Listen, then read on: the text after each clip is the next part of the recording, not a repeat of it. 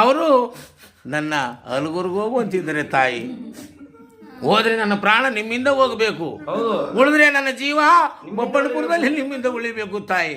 ನಿಮ್ಮ ಮಾತು ಅಂದರೆ ಅಪ್ಪಾಜಿಯವ್ರು ಕೇಳ್ತಾರೆ, ನನ್ನ ಮಗನನ್ನು ಹಲಗೂರಿಗೆ ಕಳಗಬೇಡಿ ಅಂತೇಳಿ ನನ್ನ ಮಗನ ಮಾತು ಮಾಡಿಬಿಡಿ ದೊಡ್ಡಮ್ಮ ಅಂತ ಹೇಳಿದ್ರು.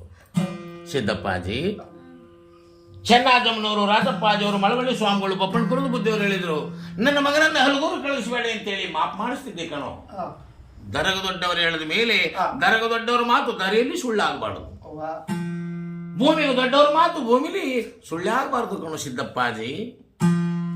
ಹಲಗೂರಿಗೆ ಒಬ್ಬನೇ ಹೋಗ್ತೀನಿ ಅಂತೇಳಿ ದುಃಖ ಮಾಡ್ತೀಯಪ್ಪ ಕಂದ. ಸಿದ್ದಪ್ಪಾಜಿ, ಒಬ್ಬನೇ ಹೋಯ್ತೀನಿ ಅಂತ ಬೇಡ ಕಾಣೋ.